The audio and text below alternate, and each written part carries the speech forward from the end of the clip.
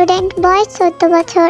মা ইয়ঞ্জুন, বাবা নেই। মাফিয়া কিং জেজেকে, মা বাবা বলতে কেউ নেই। তের মা ইয়ঞ্জুন বেগম, তের বাবাকে তাও জানে না। তের মা এমনকি তলায় কেউ চায় না তে এইসব কাজে আসুক, এমনকি তে নিজেও চায় না। এই সকল কাজ থেকে তে অনেক দূরে থাকে। তবু তে সবার সাথে এই তলায় থাকতে হয়, কারণ তের আর কেউ নেই বা কোথাও যাওয়ার জায়গা নেই। তে অনেক বেশি সুন্দর, এত সুন্দর মেয়ে এখানে থাকা ঠিক নয়। অনেক কুনজর লেগে যেতে পারে, কিন্তু সবাই থেকে অনেক আড়ালে রাখে, যেন কোনো নজর না লাগে। জাঙ্কুক মেয়েদের শরীরের প্রতি আকৃষ্ট অনেক বেশি। কারো ইউজ করা জিনিস সে ইউজ করে না, তার জন্য প্রতিদিন নতুন মেয়ে আনতে হয়। জাঙ্কুক যে যে জায়গায় থাকে সে তলায় প্রতিদিন যায়, তার জন্য প্রতিদিন আয়ু নতুন নতুন মেয়ে জোগাড় করে। যদি না করে তাহলে জাঙ্কুক সবকিছু ধ্বংস করে দেবে। তবে সবাই জাঙ্কুককে ভয় পেলেও তে এক বিন্দু পায় না। তে তো জাঙ্কুকের পায়ে পা দিয়ে ঝগড়া করে, পারলে জাঙ্কুককে মারতো, কিন্তু অদ্ভুত বিষয় জাঙ্কুক তেকে কিছুই বলে না। এমনই একদিন তে স্কুল শেষ করে বাসায় আসে। তে বাসায় নিচতলায় সবারই পেছনের দিকে ঘরে থাকে। তে সবসময় পেছনের রাস্তা দিয়ে যাওয়া আসা করে, না হলে কোনো খারাপ ব্যক্তির কুনজর শিকার হতো। রাত 9টা, তে তার রুমে দরজা লাগিয়ে পড়াশোনা করছে। বাইরে থেকে চিল্লানোর আওয়াজে তের অনেক সমস্যা হচ্ছে। তে না পেয়ে রুম থেকে বের হয়। কি সমস্যা কি আপনার, এত চিল্লাচ্ছেন কেন? উফ, এর যে দিন দিন সাহস বেড়ে চলেছে, কবে যে ডানা কাটতে পারবো তে? চুপ কর মা। আন্টি তুমি চুপ করো, এই বিয়াদ্দবকে আমি ভয় পাই না। সমস্যা কি আপনার? আমার শরীরে জ্বালা মেটানোর জন্য কেউ নেই কেন? মানে মেয়ে কি কম পড়ছে নাকি? আমি ইউজ করা জিনিস ইউজ করি না। ও, একদিন সেক্স না করলে কি মারা যাবেন? বেশি হচ্ছে এবার। কি বেশি? মাথা খারাপ করে দিয়েছেন আমার। তের নাক লাল হয়ে গেছে। জাঙ্কুক থেকে টান দিয়ে তের রুমে নিয়ে যায় আর দরজা লাগিয়ে দেয়। ছাড়ুন বিয়াদ্দব নোংরা পুরুষ, আমার জ্বালা এবার তোকে মিটাতে হবে। কি আজব, আমি এসব কাজ করি না। আর কোন সাহসে এগুলো আমাকে বলেন? সেটা বলে লাভ নেই। আমার মনে হয় না তোকে কেউ আমার আগে স্পর্শ করছে। তোকে অপবিত্র আমি করব। সাহস তো কম না, আমাকে অপবিত্র করার কথা বলিস? জাঙ্কুক থেকে বিছানায় ফেলে দেয়। তের জামা কাপড় খোলার চেষ্টা করছে, তের সাথে জোরাজুরি করছে। জাঙ্কুক তের হাত শক্ত করে বিছানার সাথে চেপে ধরে। তা তুই অন্য মেয়েদের সাথে করতে পারিস না? আমি অন্য কারো ইউজ করা মাল ইউজ করি না। তাহলে আমি কেন করব?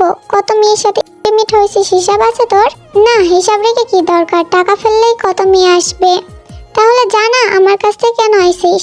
এখন তো তোর সাথে করব, দেখি তোর কি হয়। জাঙ্কুক থেকে হটভাবে টাচ করছে, মানে থেকে টিস করছে, কিন্তু লিমিট হচ্ছে না। তে তো বড় হয়েছে, তারও চাহিদাগুলো প্রকাশ পাচ্ছে। তে হান্নি হয়ে যায়। যাদা, এতক্ষণ ধরে তো করছিলি, এখন কেন করছিস না? কেন, তুই না বললি কিছু করবি না? এখন আমার হান্নি করে নাটক শুরু করছে। আচ্ছা ঠিক আছে, আগে একটু মিল খাই।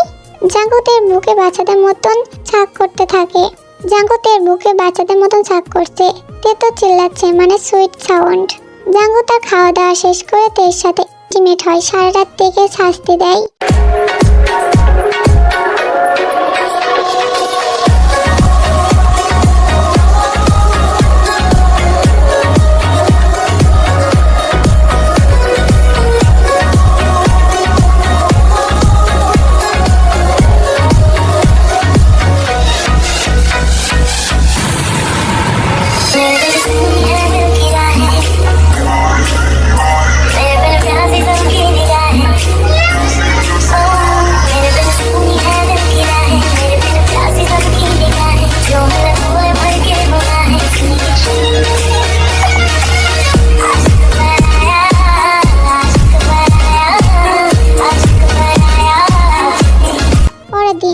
সকালে তের মা ইয়ঞ্জুন বেগম আসে।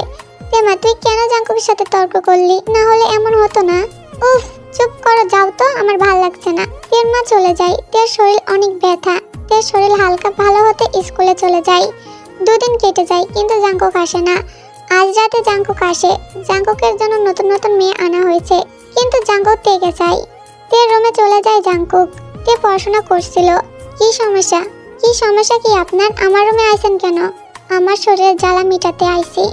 মানে নতুন মেয়ে তো আনছে আপনার জন্য, কিন্তু আমার তো তোকে লাগবে। আপনি না বললেন ইউজ করা জিনিস ইউজ করেন না? কিন্তু তোর বেলায় অন্য ব্যাপার। জাঙ্কুক আবারও তের সাথে গুলুগুলু করে। এখন জাঙ্কুক শুধু তের সাথে গুলুগুলু করে, আর সবাইকে বলে দিয়েছে যদি সে বাদে আর কেউ থেকে স্পর্শ করে তাকে তো মারবে, সঙ্গে সঙ্গে এই বাসায় আগুন লাগিয়ে সবাইকে মেরে দেবে। অনেকদিন কেটে গিয়েছে, সবাই বুঝতে গিয়েছে জাঙ্কুক থেকে ভালোবাসে। তেও জাঙ্কুককে লাইক করে কিন্তু মানতে চায় না। যেতে থাকে সময়, তের স্কুলের শেষ দিন। তে কোনো কারণে কান্না করতে করতে বাসায় আসে। সবাই জিজ্ঞাসা করছে কি হয়েছে, কিন্তু তে কাউকে কিছু বলে না। তে তো কান্নাই করছে কিন্তু কিছু বলছে না, তাই আয়ু জাঙ্কুককে ফোন দিয়ে সবকিছু খুলে বলে। তে কান্না করছে শুনে জাঙ্কুক সঙ্গে সঙ্গে চলে আসে। জাঙ্কুক বদলে রুম থেকে সবাই বের হয়। জাঙ্কুক দেখে তে বিছানার এক পাশে পায়ের মধ্যে মুখ গুজে কান্না করছে। জাঙ্কুক থেকে কোলে তুলে নেয়।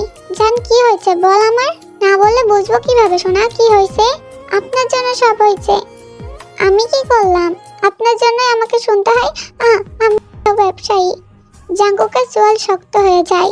কোন বাচ্চা বলছে এটা? তে জানে সে যদি বলে তাহলে সবাইকে মেরে ফেলবে, তাই তে বলে না। তেকে চুপ করে জাঙ্কুক। জান চল আমরা বিয়ে করে নিই। না। কিন্তু কেন? তুই তো আমাকে ভালোবাসিস আমি জানি। আমি চাই না আমার শরীরে যে কুরক্ত বইছে তা যেন আমার সন্তানের শরীরে যায়, তাই আমি বিয়ে করব না। আমার বাবা কোনো ভালো মানুষ হলে নিশ্চিত এই পরিবারে আসতো না। তে আমি রক্ত হিসাব করি না। জাঙ্কুক থেকে বলেন তোর রক্ত আর আমার রক্ত একই রকম, কারণ আমাকেও রাস্তায় ফেলে দেওয়া হয়েছিল। তারা ভালো মানুষ হলে নিশ্চিত এমন করতো না। জাঙ্কুক থেকে বোঝায়, তেও মেনে নেয়।